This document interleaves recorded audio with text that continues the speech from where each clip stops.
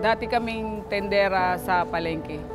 Maraming palengke kaming dinaanan para mag-negosyo.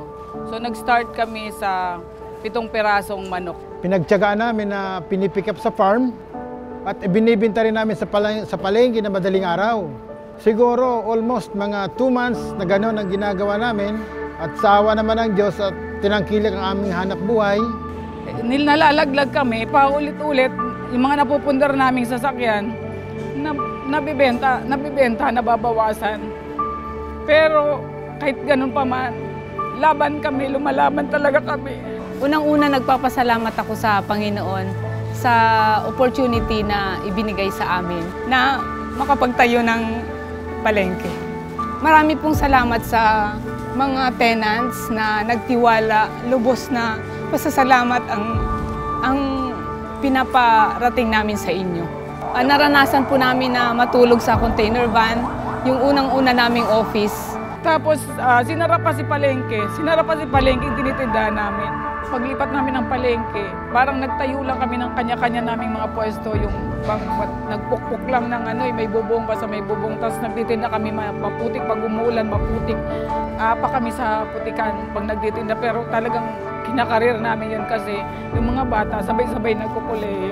Kaya naisipan nung grupo ng asawa ko na magtayo ulit ng palengke, yun yung MLQ Wet and Dry Market. Nabuo rin namin yung palengke yun, subalit hindi kami pinalad. Walang gabi, walang araw, walang hindi umulan at umaaraw, naghahanap kami ng site. Sinasabi ko nga, malakas ang loob nitong anak ko. Pinagbigyan ko. Nakita niya to. Salamat sa Diyos talaga na nabuo to at siyempre sa mga tiwala ng mga kapwa ko tendera. Kaya sinasabi ko sa gusto maghanap buhay, tiyaga lang, disiplina, at ang biyaya ng Panginoon sa itaas hindi sa iyo ilalayo.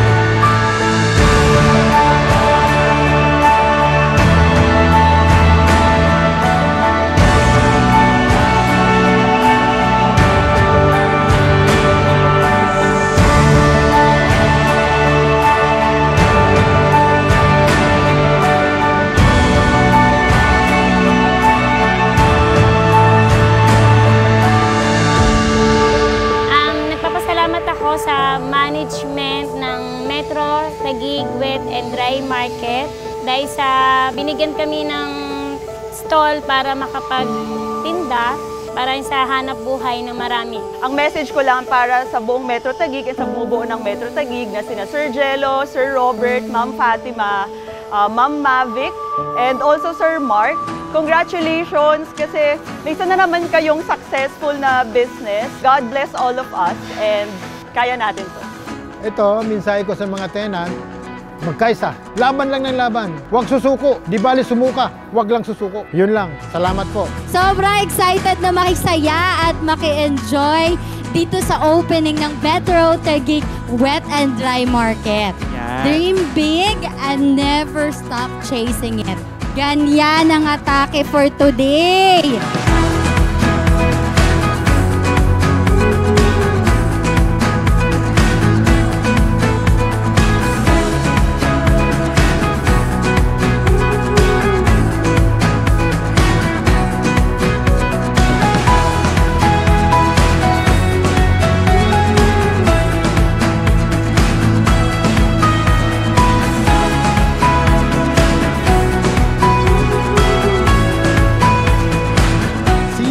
Tiyaga, puyat at pakikisama at matuto po tayong lumingon sa pinanggalingan natin. Ang mga bagay pong problema, nasusolusyonan yan. Basta't may Panginoon. At hindi lang sa Taguig magkakaroon ng Metro Wet and Dry Market, kung hindi it will be spreading out throughout all the cities and even throughout the nations, hallelujah, sa mga probinsya at lungsod ng ating bansa. So maniwala po kayo, hindi po tapos pa ang Panginoon. Kahit abutin tayo ng 30 years, kahit ako wala na ako, pagpapatuloy ng mga anak ko, basta nandito kayo, ilalaban namin kayo.